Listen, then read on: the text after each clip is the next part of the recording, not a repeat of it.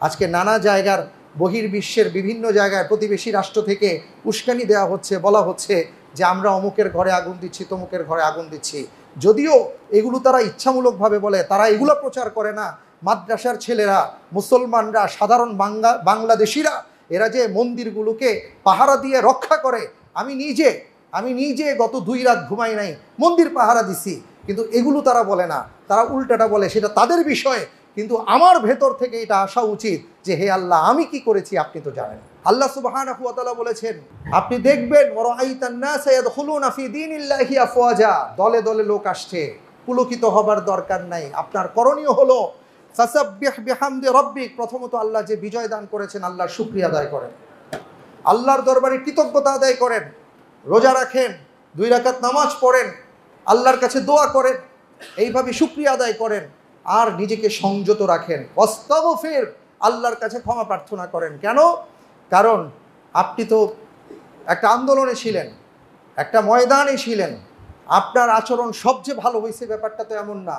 কারোর সাথে হয়তো আপনি বেয়াদবি করে ফেলেছেন, কারোর সাথে এমন কোনো আচরণ করেছেন যেটা পাপ ছিল, আপনি হয়তো উপলব্ধি করতে পারেন না, এমন হয়ে যেতে পারে। আল্লাহ তাআলা বলছেন ওগুলো চিন্তা করে তুমি অনুশোচনা করো, আল্লাহর কাছে ক্ষমা প্রার্থনা করো যে আল্লাহ, আমার যদি কোনো ভুল হয়ে থাকে আপনি আমাকে মাফ করে দেন।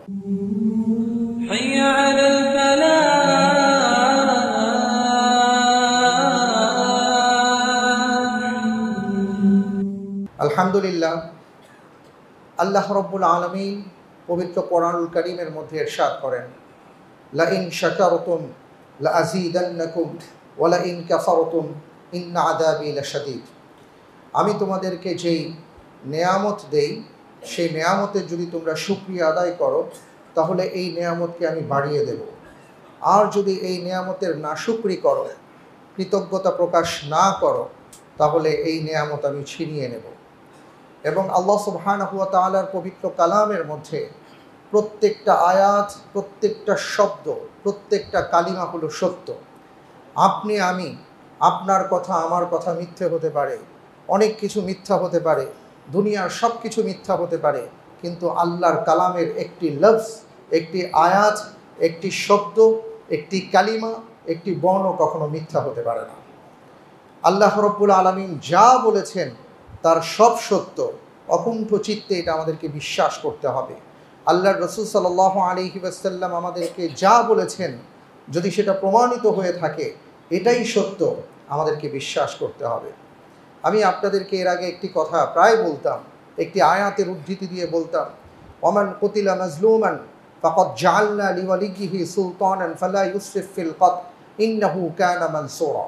যার অর্থ হলো, কেউ যদি মজলুম অবস্থায় নিহত হয়, কারো উপর যদি কোনো ধরনের জুলুম নেমে আসে, তাহলে মজলুমের সপক্ষে আল্লাহ সুবহানাহু ওয়া তাআলা দায়িত্ব গ্রহণ করেন এবং সেই মজলুমকে পরবর্তীতে আল্লাহ রাব্বুল আলামিন ক্ষমতা প্রদান করেন। এটা কোরআনে কারীমের আয়াত এবং প্রমাণিত আয়াত। তো এই যে আল্লাহ রাব্বুল আলামিনের এই কথাটা, এটা তিনি এই আয়াত নাজিল করেছেন, সূরা বনী ইসরাঈলের মধ্যে এসছে।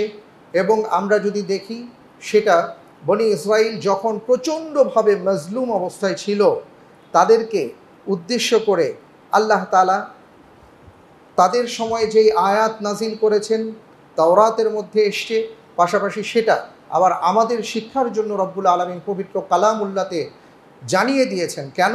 যাতে করে আমরা শিক্ষা লাভ করতে পারি। পবিত্র কোরআন যদি আমরা খুলে দেখি, তাহলে দেখব অসংখ্য আয়াত আছে, যে আয়াতগুলো আসলে পেছনের জীবনের ইতিহাসের কথা বলে।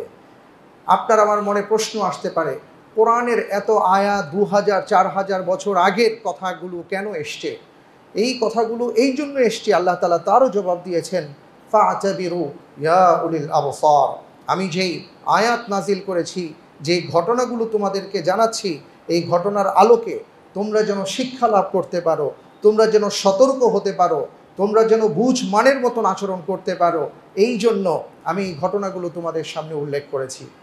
সম্মানিত ভাই এবং বোনেরা, আমি এর আগেও বলেছিলাম যে আলহামদুলিল্লাহ, আল্লাহ রাব্বুল আলামিনের দরবারে লাখো কোটি শুকরিয়া এটাই যে আমরা একটা জগদ্দল পাথর আমাদের বুকে চেপে বসেছিল, আমাদের জীবনের উপর চেপে বসেছিল। আমরা কথা বলতে পারি নাই, আমরা ঠিক মতন হাসতে পারি নাই, আমরা ঠিক মতন চলতে পারি নাই, একটা কঠিন জীবন আমরা যাপন করেছি। এমনকি আল্লাহর ঘর মসজিদ, এই মসজিদের মধ্যে আমি যে আল্লাহ রব্বুল আলমিনের কথা প্রাণ খুলে বলবো বা কেউ যে বলবেন, এটা শুধু আমাদের না, গোটা বাংলাদেশের চিত্র ছিল যে আমাদের আল্লাহর ঘরে আল্লাহর কথা বলার ক্ষেত্রেও আমাদের অনেক চিন্তা ভাবনা করতে হয়েছে। আল্লাহ রব্বুল আলমিনের কাছে অসংখ্য মানুষ দোয়া করেছেন, চোখের পানি ছেড়েছেন। আমি দেখেছি পবিত্র কাবায় তাওয়াফরত অবস্থায় অনেকে দোয়া করেছেন। মানুষের দোয়া আর সেই সাথে জুলুমের নিপীড়নের এমন একটা পর্যায়ে চলে গেছে, যখন জালেমরা ভেবেছিল আমাদের নামানোর কেউ নাই, আমাদের বসানোর কেউ নাই, আমরা ছাড়া কেউ নাই। 15 বছর চলে গেছে, আরও 5 বছর, মানুষ বাঁচে কয় বছর, এই জাতীয় কথাগুলো যখন তারা বলছিল, অহংকার অহমিকার দাম্ভিকতায় যখন তারা আকাশ পর্যন্ত স্পর্শ করেছিল, যারা ফেরাউন থেকে শিক্ষা লাভ করে নাই, নমরুদ থেকে শিক্ষা লাভ করেন নাই, আবু জাহেল আবুল আহাব থেকে শিক্ষা লাভ করেন নাই, যখন তারা ভেবেছিলেন আর কোনো টেনশন নাই, সেই মুহূর্তে আল্লাহ রব্বুল আলমিনের পক্ষ থেকে ফয়সালা হয়েছে। এখন যেটা আমাদের চিন্তা করতে হবে, এখানে আনন্দের পাশাপাশি, হ্যাঁ আলহামদুলিল্লাহ আমরা আজকে স্বাধীনভাবে কথা বলতে পারছি। আজকে আমার মনে হয় আমি এখানে যে দাঁড়িয়েছি, আজকে আমার কোনো চাপ নাই, এখানে যারা বসে আছেন তাদের কোনো চাপ নাই, সবাই চাপবিহীন কোরআন এবং সুন্নাহর কথা আজকে এই যে উচ্চ আওয়াজে বলতে পারছি, এটা যে আল্লাহ তাআলার পক্ষ থেকে কত বড় নিয়ামত, সেটা আমরা কখনো ভাষায় প্রকাশ করতে পারবো না। আমি তো কয়েকদিন আগে এটাও বলেছিলাম যে আমরা শুনেছি 52 ভাষা আন্দোলনের সময় একটা স্লোগান ছিল, ওরা আমার মুখের ভাষা কাইরা নিতে চায়, যে আমরা বাংলা ভাষায় কথা বলতে চেয়েছি, বলতে পারবো না, উর্দুতে বলতে হবে। এটার জন্য মানুষ জীবন দিয়েছেন, আন্দোলন করেছেন। আর আমাদের অবস্থাটা এমন হয়ে গেছে, মুখের ভাষা তো দূরের কথা, কোরআনের ভাষা বলবো, কোরআনের কথা বলবো, সেটা পর্যন্ত আমরা বলতে পারিনি। এখন কথা হলো আলহামদুলিল্লাহ, আল্লাহ রব্বুল আলামিন আমাদেরকে নতুন একটা সূর্য দিয়েছেন, নতুন একটা ভোর দিয়েছেন, নতুন একটা আলো দিয়েছেন, আবার একটা নিয়ামত দান করেছেন। ভাইয়েরা আমার, এই নিয়ামতের কদর করতে হবে, এই নিয়ামতের কদর করতে হবে। সেই কদরটা কিভাবে করতে হবে? প্রথমত, এই নতুন যুদ্ধে যারা শহীদ হয়েছেন, আমরা তো 71 পরবর্তী প্রজন্ম, আমরা 71 দেখি নাই, আমরা যুদ্ধ দেখি নাই, যুদ্ধের কথা শুনেছি, কিন্তু এবার আমরা সচক্ষে যুদ্ধে দেখেছি, ময়দানে যোদ্ধাদেরকে দেখেছি। অনেকে যুদ্ধ করেছেন, সত্য প্রতিষ্ঠার জন্য লড়াই করেছেন। তো এই যুদ্ধে যারা শহীদ হয়েছেন, আমরা প্রাণ উজাড় করে আল্লাহ রব্বুল আলামিনের কাছে দোয়া করব, রব্বুল আলামিন তাদেরকে আপনি শাহাদাতের মর্যাদা দান করে দিন। তারা হলেন বাংলাদেশের, এরাও আমাদের মুক্তিযোদ্ধাদের মতন, এরাও হলেন শ্রেষ্ঠ সন্তান, সর্বোচ্চ সম্মানিত সন্তান। আমরা সবসময় তাদের কথা মনে রাখব। এবং এই অবস্থায়, এই যুদ্ধকালীন অবস্থায়, এই প্রতিকূল পরিবেশে আমাদের এমন অনেক ভাইয়েরা আছেন, বোনেরা আছেন, বাবারা আছেন, মামারা আছেন, আমাদের অনেক স্বজনেরা আছেন, যারা গুলি খেয়েছেন, যারা রক্তাক্ত হয়েছেন, যারা আহত হয়েছেন, যারা এখনো পর্যন্ত হাসপাতালে আছেন, যারা চোখ হারিয়েছেন, এমন অসংখ্য হাজার হাজার মানুষ আহত হয়েছেন। আমরা তাদের জন্য দোয়া করি, আল্লাহ রব্বুল আলমিনের কাছে রব্বুল আলমিন যেন তাদেরকে অতি দ্রুত সুস্থতা দান করেন, এবং জাতি হিসাবে আমরা যেন কখনো তাদের কথা ভুলে না যাই, এটা আমাদের মাথায় রাখতে হবে। এবং আজকে অনেকেই বলেন যে আমরা কিছু করতে চাই, সাহায্য করতে চাই। আমি বলবো, যারা শহীদ হয়েছেন, যারা আহত হয়েছেন, যারা বিপদগ্রস্ত হয়েছেন, আপনারা তাদের পাশে দাঁড়ান, তাদেরকে আপনারা সাহায্য করুন, ছুটে যান তাদের কাছে, কারণ তারা আপনার প্রয়োজনে বুকের তাজা রক্ত ঢেলে দিয়েছে। আজকে আপনার দায়িত্ব হলো তাদের জন্য আপনাদের হৃদয়টাকে উন্মোচন করে দেয়া। পাশাপাশি আমি আরেকটা কথা বলতে চাই, সেটা হলো, এটাও দুঃখজনকভাবে সত্য যে 5ই আগস্ট থেকে আমরা পরবর্তী কয়েকদিন দেখেছি কিছু বাড়াবাড়ি হয়েছে আমাদের সমাজে, আমাদের রাষ্ট্রে, যেটা কখনো কাম্য ছিল না। এটা কখনো কাম্য হতে পারে না। আপনি বিজয় লাভ করেছেন বলেই আপনি যা খুশি তাই করতে পারেন না। আল্লাহর রসুল সাল্লাল্লাহু আলাইহি ওয়াসাল্লাম আমাদেরকে শিক্ষা দিয়েছেন। আল্লাহর রসুল সাল্লাল্লাহু আলাইহি ওয়াসাল্লাম মক্কা বিজয়ের দিন মাথা নিচু করে প্রবেশ করেছেন। কারণ তিনি মহান রবের শুকরিয়া আদায় করেছেন যে হে আল্লাহ, এই বিজয় আমি তো চাইলে হতো না, আপনি চেয়েছেন বলেই আমরা আজকে নতুন একটা দিন পেয়েছি, তাই সবার আগে কৃতজ্ঞতা আপনার আদায় করছি। এবং তিনি কি করলেন? দুটো কাজ করলেন। আমি এই আলোচনাগুলো পরম্পরায় আসবো ইনশাআল্লাহ তাআলা। মূল বিষয়টা ছিল তিনি সাধারণ ক্ষমা করেছিলেন। সেই সময়ের যারা সম্মানিত ছিলেন, যারা নিজেদেরকে আত্মসমর্পণ করেছিলেন, রাসূল সাল্লাল্লাহু আলাইহি ওয়াসাল্লাম তাদের সম্মান বজায় রাখার চেষ্টা করেছেন। এবং এমনও হয়েছে, বলেছেন আবু সুফিয়ানের বাড়িতে কেউ যদি আশ্রয় লাভ করে তাকেও আমি সাধারণ ক্ষমা ঘোষণা করলাম। এটা হলো ইসলাম, এটাই হলো ইসলামের শিক্ষা, এটাই হলো মানবতার শিক্ষা। কিন্তু আমরা দেখেছি যে কিছু, এটা সবার কথা বলবো না, এখানে ছাত্ররাও ছিল না এবং এখানে আমরা দেখেছি যে শিক্ষিত মানুষের সংখ্যাও ছিল না। উটকো কিছু ঝামেলা এসে এরা লুটতরাজ, আগুন ইত্যাদি দিয়ে অনেক জায়গায় অনেক ক্ষতি করেছে, দেশের সম্পদ তারা নষ্ট করেছে। যারা বিভিন্ন জায়গায় আগুন দিয়ে পুড়িয়ে দিয়েছে, সম্পদ নিজের মনে করে চলে গেছে, নিয়ে গেছে, সে বুঝতে পারতেছে না এই সম্পদে 18 কোটি মানুষের অংশ আছে। তুমি কার অংশ নিয়ে আবার নিজের উপর বিপদ ডেকে আনতেছো? ভাইয়েরা আমার, আমি সুস্পষ্ট ভাষায় আপনাদেরকে একটা কথা বলি, সুস্পষ্ট ভাষায় আপনারা সবাই খুব ভালোভাবে জেনে রাখেন। তারা জুলুম করার কারণে আল্লাহ রাব্বুল আলামিন তাদের উপর গজব নামিয়ে দিয়েছেন। কারণ আমরা মাজলুম ছিলাম, আল্লাহ আমাদের সাহায্য করেছেন। কিন্তু আমরা যদি আবার এই মাজলুম অবস্থা থেকে জালেম হয়ে যাই, আল্লাহর গজব কিন্তু আবার নেমে আসবে। সুতরাং সাবধান, সাবধান, সতর্ক হন, শিক্ষা নেন। প্রত্যেকটা ঘটনা থেকে শিক্ষা আছে, এই শিক্ষাগুলো নিয়ে আমাদের চলা দরকার। আল্লাহ রাব্বুল আলামিন আমাদের সবাইকে সেই তৌফিক দান করেন, আল্লাহুম্মা আমিন। এবং পাশাপাশি এখানে সকল মুসল্লি ভাইরা আছেন, অনেক সম্মানিত ভাইরা আছেন আমার।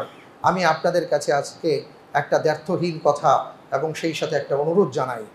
সেটা হলো মসজিদ আল্লাহ রাব্বুল আলামিনের ঘর, এটা একটা স্টেট, এইটা একটা রাষ্ট্র, এটা কেবলমাত্র আল্লাহ রাব্বুল আলামিনের ঘর।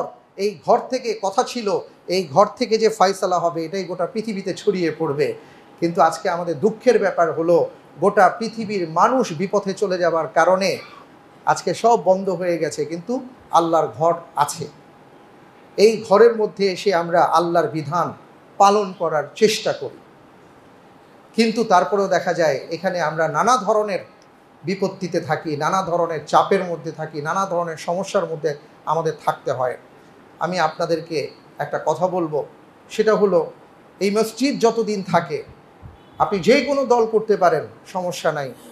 আপনি আওয়ামী লীগ করেন, আপনি বিএনপি করেন, আপনি জাসদ করেন, আপনি যে কোনো রাজনৈতিক দল করেন, যখন আল্লাহর ঘরে প্রবেশ করবেন আপনার দলটাকে বাইরে রেখে আপনি আল্লাহর বান্দা হয়ে প্রবেশ করার চেষ্টা করবেন।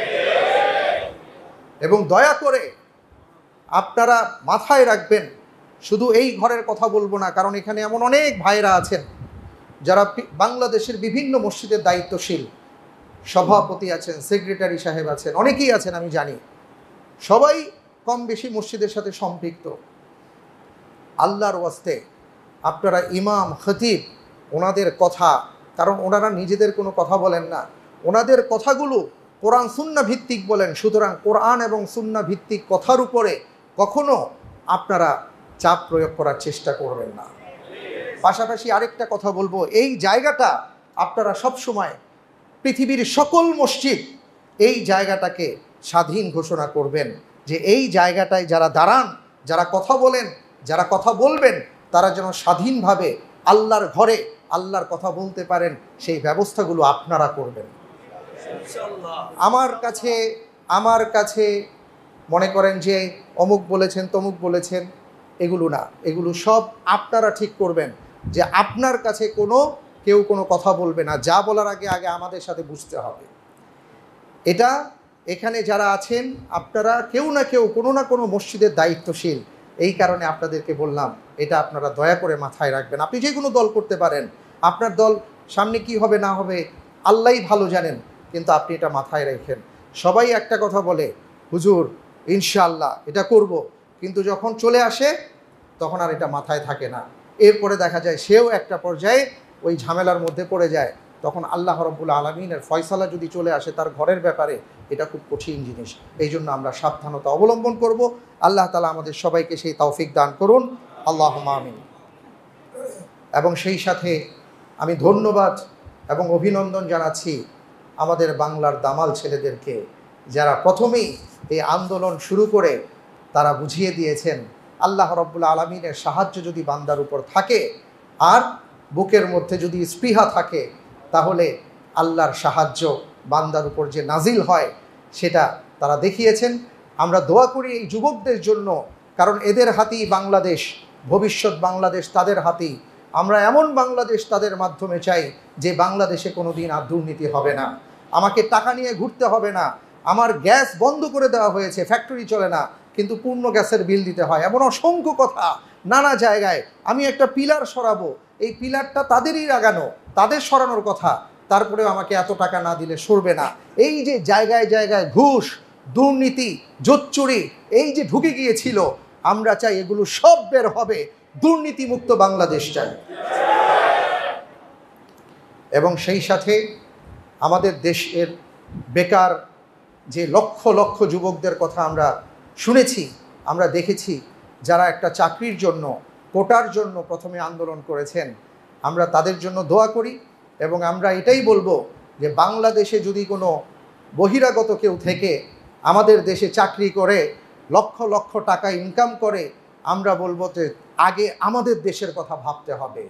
আল্লাহ সুবহানাহু ওয়া তাআলা কোরআনের মধ্যে বলছেন ওয়া আনদির আশিরাতাকাল আকরাবিন, এবং কোরআনের বিভিন্ন জায়গায় দান বলেন, সাদাকা বলেন, সাহায্য বলেন, কর্ম বলেন, সবার আগে নিজেদের কথা বলেছেন যে তুমি তোমার আপন যারা আছে তাদের থেকে শুরু করো।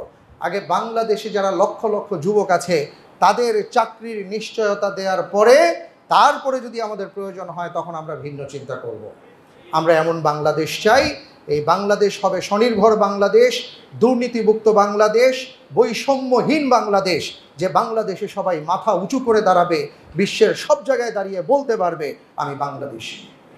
আল্লাহ তাআলা আমাদের এইভাবে যারা রাষ্ট্র পরিচালনা করবেন সেইভাবে তাদেরকে রাষ্ট্রের খিদমত করার তৌফিক দান করেন, আমিন।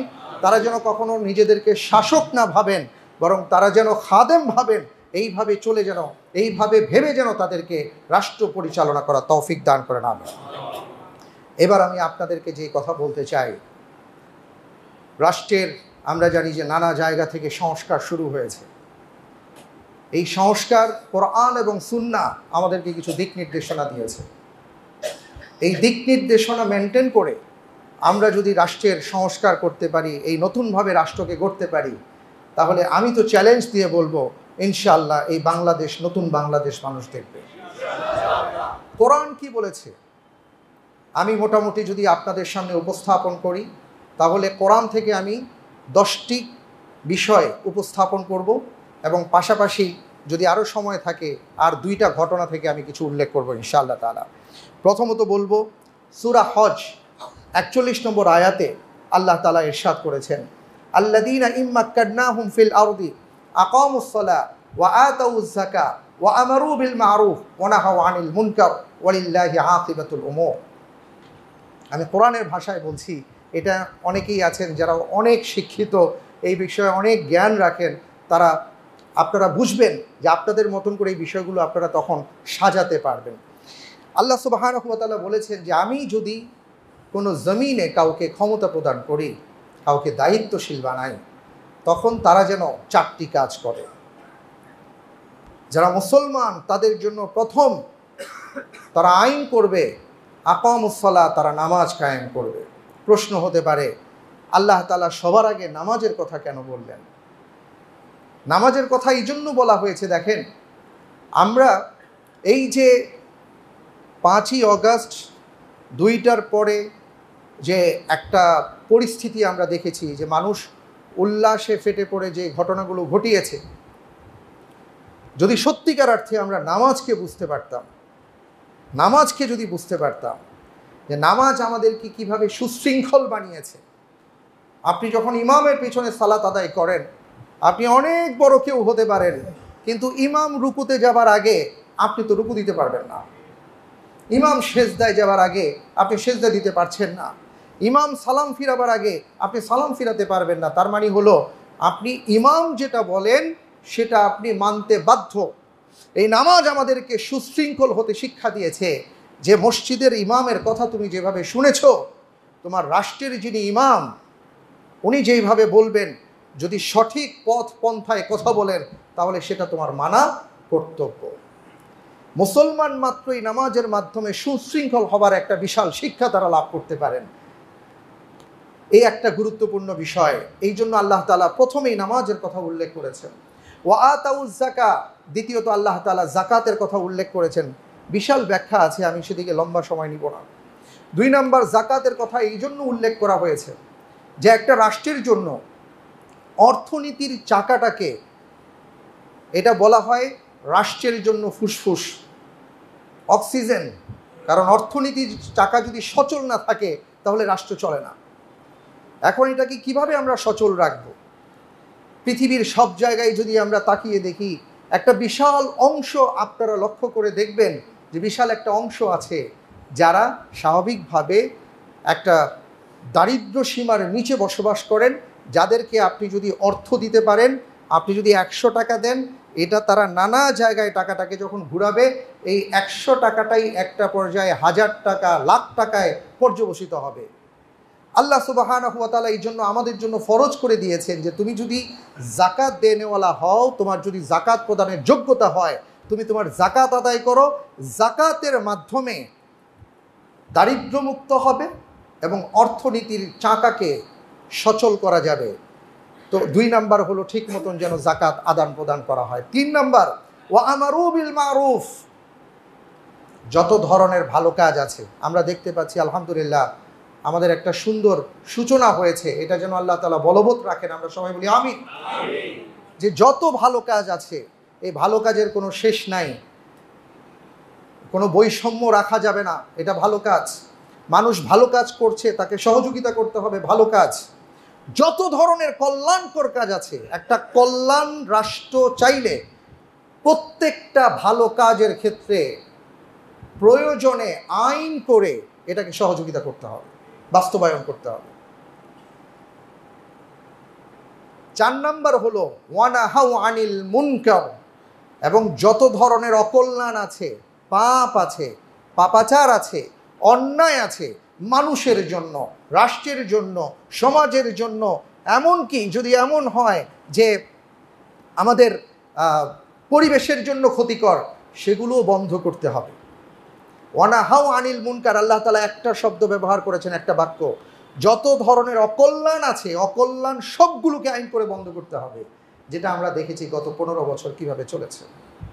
সবাই বলে ঘুষ খাই না, কিন্তু সবাই জানে ঘুষ ছাড়া চলে না। মুখে এক কথা, ভেতরে আরেক কাজ চলছে, কিছু বলার ছিল না। কল্যাণ রাষ্ট্র চাইলে অকল্যাণকে দূর করতে হবে এবং এটাকে প্রয়োজনে আইন করে তার মূলোৎপাটন করতে হবে, এবং এই ক্ষেত্রে সবাইকে সহযোগিতা করতে হবে। আজকে দুর্নীতিবাজদের কথা আমরা শুনি, হ্যাঁ, ওনারা যখন চাকরি থেকে ইস্তফা দেন, চাকরি থেকে অবসর নেন, এদেরকে শুদ্ধাচার পুরস্কার পর্যন্ত দেওয়া হয়। এরপরে জানা যায় যে হাজার হাজার কোটি টাকা তারা পাচার করে নিয়ে গেছে। এই অবস্থা যদি চলে, জীবনে কোনোদিন কল্যাণ রাষ্ট্র আমরা পাবো না। কল্যাণ রাষ্ট্র চাইলে সকল ধরনের অকল্যাণকে দূর করতে হবে। 4 নাম্বার গেল।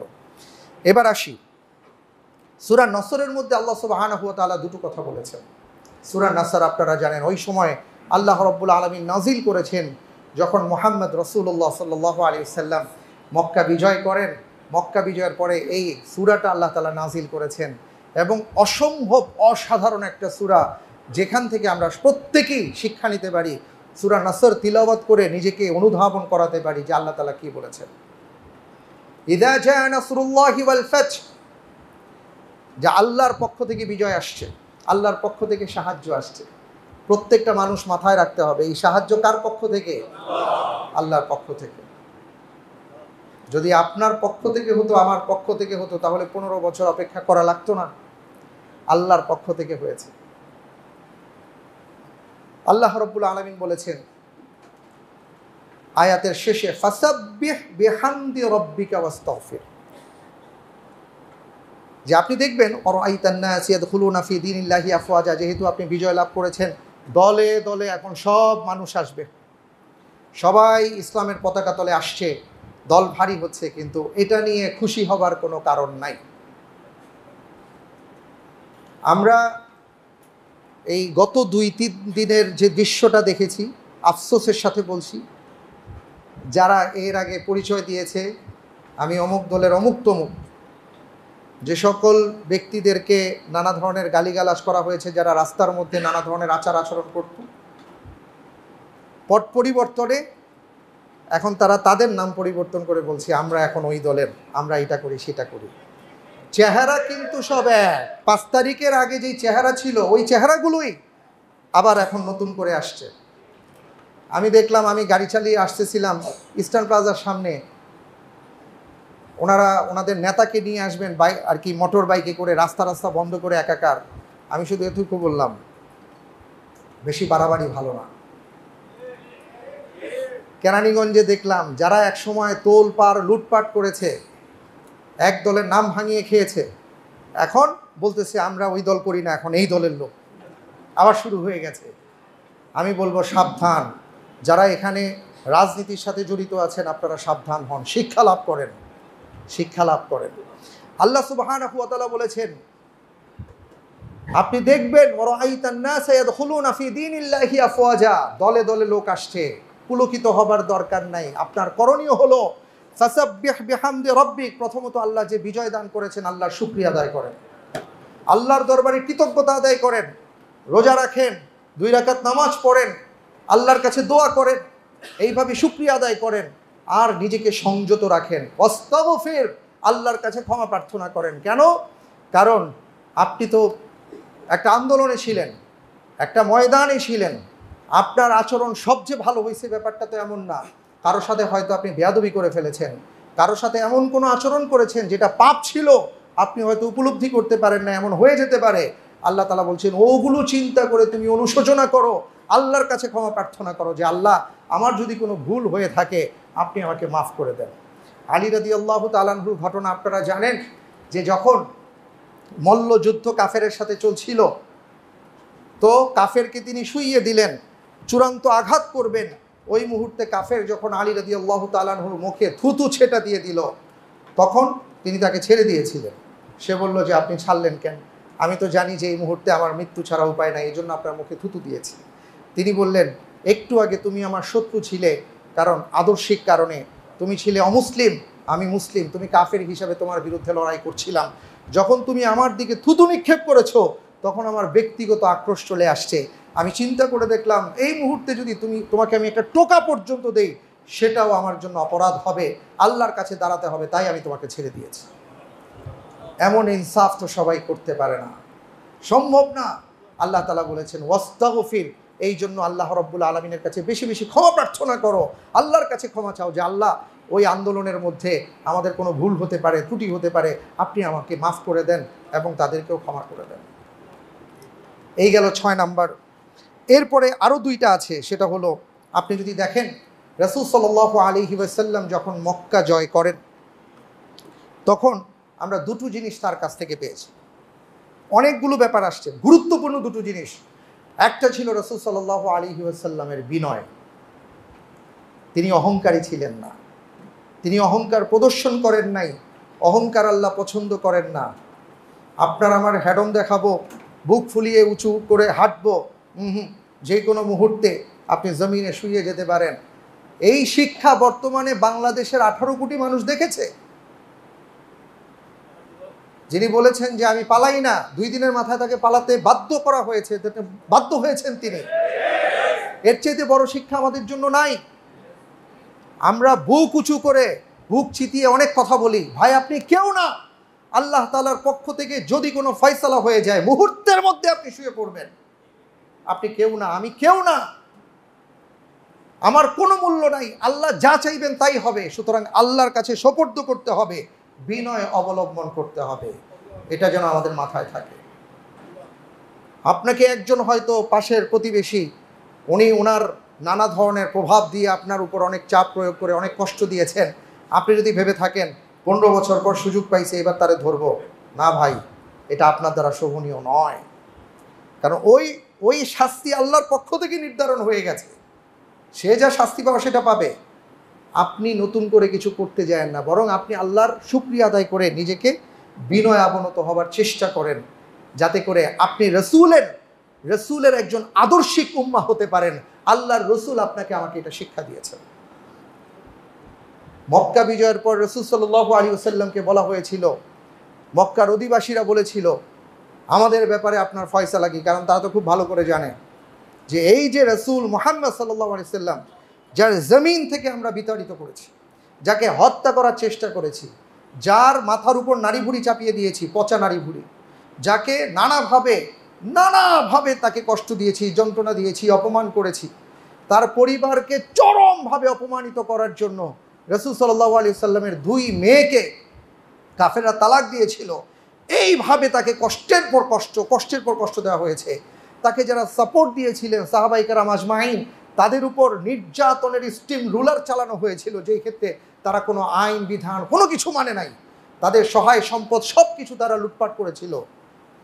এরপরেও যখন রাসূল সাল্লাল্লাহু আলাইহি ওয়াসাল্লামের কাছে তারা বলল যে আমাদের ব্যাপারে আপনার ফয়সালা কি, তিনি বলেছেন লা তাসরিবা আলাইকুমুল ইয়াউম ইয়াগফিরুল্লাহু লাকুম। আমার ভাই ইউসুফ যেই কথা বলেছিলেন, আমিও আজকে আপনাদের জন্য সেই কথা বলবো, আপনাদের উপর আমার কোনো অভিযোগ নাই, যা করেছেন আমি ভুলে গেছি, আল্লাহ আপনাদেরকে মাফ করে দিন। সুবহানাল্লাহ। এই জন্য বিনয় আর সুন্দর আচরণে ইসলাম বিজয় লাভ করেছে, এটা যেন আমরা দেখাতে পারি। আজকে নানা জায়গার বহির্বিশ্বের বিভিন্ন জায়গায় প্রতিবেশী রাষ্ট্র থেকে উস্কানি দেওয়া হচ্ছে, বলা হচ্ছে যে আমরা অমুকের ঘরে আগুন দিচ্ছি, তমুকের ঘরে আগুন দিচ্ছি। যদিও এগুলো তারা ইচ্ছামূলকভাবে বলে, তারা এগুলো প্রচার করে না। মাদ্রাসার ছেলেরা, মুসলমানরা, সাধারণ বাংলাদেশিরা, এরা যে মন্দিরগুলোকে পাহারা দিয়ে রক্ষা করে, আমি নিজে গত 2 রাত ঘুমাই নাই, মন্দির পাহারা দিছি, কিন্তু এগুলো তারা বলে না, তারা উল্টাটা বলে, সেটা তাদের বিষয়। কিন্তু আমার ভেতর থেকে এটা আসা উচিত যে হে আল্লাহ, আমি কি করেছি আপনি তো জানেন। এই জন্য এই ক্ষেত্রে আমাদের বিনয়ী হতে হবে এবং মানুষের প্রতি আমাদের সুন্দর ব্যবহার, সুন্দর আচরণে তাদেরকে মুগ্ধ আর ভালোবাসা দিয়ে জয় করতে হবে। আল্লাহ তাআলা আমাদেরকে সেই তৌফিক দান করুন, আমিন। আর আরেকটা বিষয় ছিল, সেটা হলো রাসূল সাল্লাল্লাহু আলাইহি ওয়াসাল্লাম সাধারণভাবে, হ্যাঁ কিছু অপরাধী ছিল, চরম অপরাধী, এদেরকে তো ছাড়া হয় নাই, রাসূল সাল্লাল্লাহু আলাইহি ওয়াসাল্লাম তাদেরকে ছাড়েন নাই। তো আমাদের দেশের যারা 12টা বাজিয়েছে, আমাদের দেশের ক্ষেত্রে যারা অত্যাচার, নিপীড়ন, নির্যাতন চালিয়ে নানাভাবে বল প্রয়োগ করে, আয়না ঘরের নাম শুনছি, কত কিছু হচ্ছে, এই সমস্ত কথাগুলো শুনছি, এগুলো যারা করেছে, এমন শাস্তি যারা দিয়ে, এমনভাবে আমাদের উপর যারা নির্যাতন করেছে, জুলুম করেছে, এটার শাস্তি আইনানুগভাবে কি হবে সেটা রাষ্ট্রের বিষয়, তারা নেবে। কিন্তু সাধারণভাবে আমাদের আশেপাশে যারা আছেন, আমরা যেন তাদের উপর কখনো বিরূপ আচরণ না করি, বরং তাদেরকে আমরা ক্ষমার দৃষ্টিতে সাধারণভাবে ক্ষমা করে ভাই হিসেবে তাকে যেন জড়িয়ে ধরতে পারি, সেই চেষ্টাটা আমাদের করা উচিত, যেটা রাসূল সাল্লাল্লাহু আলাইহি ওয়াসাল্লামের আদর্শিক সুন্নাহ। আমরা মেনে চলার চেষ্টা করব ইনশাআল্লাহ। জাযাকুমুল্লাহ খায়র। এরপরে আমি আপনাদেরকে যেটা বলতে চাই, দেশ যদি সুন্দরভাবে চালাতে হয়, এখানে তো 10টা ব্যাপার বললাম, আর 2টো ব্যাপার বলেছিলাম, এর মধ্যে গুরুত্বপূর্ণ একটা বিষয় ছিল, আমরা যদি বলি সেটা হলো মদিনা সনদের কথা। আল্লাহ রাসূল সাল্লাল্লাহু আলাইহি ওয়াসাল্লাম প্রথম লিখিত সংবিধানের কথা আপনারা জানেন, যে মদিনা স্টেট তিনি কায়েম করেছিলেন, এবং সেখানে মূলত 63টি বিষয় ওখানে আনা হয়েছিল, এবং তার মধ্যে পর্যালোচনা যদি করি আমরা, সেখানে প্রায় 47টা ব্যাপার ছিল, 47টা বিষয় ছিল, যেটা দফা হিসাবে আনা হয়েছিল, এবং এটার উপর ভিত্তি করেই মদিনা সনদ কায়েম হয়েছে, মদিনা স্টেট কায়েম হয়েছে। এবং তিনি গোটা বিশ্বের মাঝে প্রমাণ করে দিয়েছেন যে যেখানে মুশরিকরা ছিল, ইয়াহুদিরা ছিল, মুসলিমরা ছিলেন, নানা দেশ থেকে আগত মানুষজন ছিল, কিন্তু সবাই মিলে কিভাবে শান্তিতে বসবাস করা যায়, সবার অধিকার কিভাবে সংরক্ষণ করা যায়, কিভাবে সবাই সুন্দরভাবে চলতে পারে, প্রত্যেকটা নাগরিকের অধিকার কিভাবে সংরক্ষণ করতে হয়, এটা তিনি প্রমাণ করেছিলেন। সুবহানাল্লাহ। তো সেখান থেকে আসলে আজকে তো আর 47টা ব্যাপার বলতে পারবো না, গুরুত্বপূর্ণ প্রথম 3টি যে বিষয় ছিল, সেই 3টি বিষয় আমি আপনাদের সামনে উপস্থাপন করছি। 1 নম্বর যেটা রাসূল সাল্লাল্লাহু আলাইহি ওয়াসাল্লাম লিখিত সংবিধানে এনেছিলেন, সেটা হলো যে সকলের সহাবস্থান শান্তি এবং নিরাপত্তার সাথে সুনিশ্চিত করতে হবে। এখানে মুসলমান ছিলেন, বললাম বিভিন্ন ধর্মের ছিলেন, কিন্তু রাসূল সাল্লাল্লাহু আলাইহি ওয়াসাল্লাম এই সংবিধানে এটা নিয়ে এসছেন যে সকলেই যেন শান্তিতে বসবাস করতে পারে, এটা সুনিশ্চিত করতে হবে এবং প্রত্যেকের জান এবং মালের নিরাপত্তা বিধান করতে হবে। এমনও হয়েছে একজন মুসলমান একজন ইহুদির সাথে অন্যায় আচরণ করেছে। অন্যায় আচরণ করার পরে সে রাসূল সাল্লাল্লাহু আলাইহি ওয়াসাল্লামের কাছে আবার গিয়ে নালিশ জানিয়েছে। আমাদের দেশে তো এটা চলে আসছে, হ্যাঁ, সে কোন দলের করে, ওই দল যেটা তার দল ক্ষমতায় থাকলে সে উল্টায় ফেললেও তার কথাই রাইট, এটাই চলে আসছে। কিন্তু ইসলাম কি বলে দেখেন, আল্লাহর রাসূল সাল্লাল্লাহু আলাইহি ওয়াসাল্লামের কাছে আসছে, এসে বলল, ইয়া রাসূলুল্লাহ, ওই ইহুদি আমার সাথে এই আচরণ করেছে। তো রাসূল সাল্লাল্লাহু আলাইহি ওয়াসাল্লাম ডেকেছেন, তদন্ত করেছেন, তদন্তের মধ্যে দেখা গেছে না, কথা তো উল্টা। তখন রাসূল সাল্লাল্লাহু আলাইহি ওয়াসাল্লাম ওই মুসলিমকে ভৎসনা করেছেন এবং তাকে শাস্তিস্বরূপ কোনো একটা কিছু জরিমানা করেছেন। তার এটা পছন্দ হয় নাই, সে ওমর রাদিয়াল্লাহু তাআলা আনহুর কাছে গেছে, কারণ ওমর রাদিয়াল্লাহু তাআলা আনহুর আচরণ একটু শক্ত ছিল এবং উনি কথা বলতেন। তো সে ভাবছে যে ওমর রাদিয়াল্লাহু তাআলা আনহুর কাছে গেলে মনে হয় আমার জন্য সুবিধা হবে। এবার গিয়ে সে ওমর রাদিয়াল্লাহু তাআলা আনহুকে বলল, দেখেন ইহুদি, তার সপক্ষে রাসূল সাল্লাল্লাহু আলাইহি ওয়াসাল্লাম এই কথা বলেছেন, আমি তো মুসলমান। তো এই কথা শোনার পরে ওমর রাদিয়াল্লাহু তাআলা আনহু বললেন যে, এটা কি আল্লাহর রাসূল সাল্লাল্লাহু আলাইহি ওয়াসাল্লাম তোমাকে এই ফয়সালা দিয়েছেন? বললো হ্যাঁ। বললেন অপেক্ষা করো। এখানে দুই ধরনের বর্ণনা পাওয়া যায়, একটা হলো যে তিনি তাকে ভৎসনা করেছেন, তাকে প্রহার করেছেন আর বলেছেন, আল্লাহর রাসূল সাল্লাল্লাহু আলাইহি ওয়াসাল্লাম রাষ্ট্রপ্রধান হয়ে তোমার উপর যে বিধান দিয়েছেন, বিচারক হয়ে ইনসাফপূর্ণ বিচার করেছেন, সেই বিচার তুমি মানো না, তাহলে পৃথিবীর কার বিচার মানবে? এটা বলে তিনি তাকে ভৎসনা করেছেন, তাকে প্রহার করেছেন, শাস্তি প্রদান করেছেন। আরেকটা বর্ণনা এসে তিনি তাকে হত্যা করেছেন, যে আল্লাহর রাসূলের কথা মানতে পারে না তার পৃথিবীতে বাঁচার কোনো অধিকার নেই। তো বড় বিষয়টা ছিল, আমি যেটা মূল কথা বলতে চাই সেটা হলো যে তিনি এইভাবে নিরাপত্তা এবং ইনসাফ কায়েম করেছিলেন যে এখানে বিচার করার ক্ষেত্রে তিনি কখনো দেখেন নাই সে কোন দল। আমাদের বিচার বিভাগের অবস্থা কি হয়েছে সেটা সবাই আমরা ভালো জানি, তিনি কখনো এগুলো দেখেন না। এটাই হলো ইসলাম। তো এটা তিনি এই নিরাপত্তাটা তিনি বিধান করেছেন এবং বৈষম্যহীন একটা সমাজ তিনি উপহার দিয়েছিলেন, যেটা আজকে আমরা বাংলাদেশের জন্য স্বপ্ন দেখি। বাংলাদেশের জন্য স্বপ্ন দেখি যে একজন বিচারক যখন বিচার কার্য পরিচালনা করবেন, সামনে কে দাঁড়িয়ে আছে তিনি সেটা দেখবেন না, ইনসাফ কি বলে, ন্যায় কি বলে, ন্যায়ের আলোকে তিনি বিধান রায় প্রদান করবেন। আমরা যারা এখানে কথা বলি, এই জায়গায় দাঁড়িয়ে আমরা যারা কথা বলি, আমাদের ক্ষেত্রে একই কথা।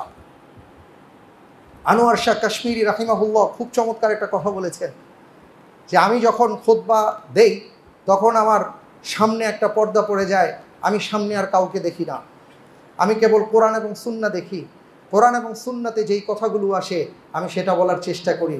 হতে পারে সেই কথা আমার বিরুদ্ধেও চলে যায়, হতে পারে আমার মা, আমার বাবা, আমার আত্মীয় স্বজন অনেকের বিরুদ্ধে চলে যায়। এটাই হলো নিয়ম। তো রাসূল সাল্লাল্লাহু আলাইহি ওয়াসাল্লাম মদিনা সনদে এই বিষয়টা নিয়ে আসছিলেন যে সকলের সহাবস্থান, জানমালের নিরাপত্তা, বৈষম্যহীন সমাজ প্রতিষ্ঠা করা। এবং দ্বিতীয় যেটা ছিল সেটা হলো নিরপেক্ষ স্বাধীন বিচার ব্যবস্থা থাকা, ইনসাফপূর্ণ বিচার ব্যবস্থা থাকা। সেটার ভুরি ভুরি ঘটনা আছে। আলী রাদিয়াল্লাহু তাআলা আনহু তিনি খলিফা, কিন্তু তার বিরুদ্ধে রায় চলে গেছে। বিশাল ঘটনা, ওদিকে যাচ্ছি না, কিন্তু এবং সেটা তিনি মেনে নিয়েছেন। এই ঘটনা দেখে ইহুদির সাথে সাথে মুসলমান হয়ে গিয়েছিল। এমন বিচার ব্যবস্থা আমরা চাই, আল্লাহ তাআলা কবুল করেন, আমিন। 3 নম্বর যেটা ছিল, রাসূল সাল্লাল্লাহু আলাইহি ওয়াসাল্লাম দয়া এবং ভালোবাসাপূর্ণ সমাজের কথা উল্লেখ করেছেন এবং সেটা তিনি কায়েম করেছিলেন।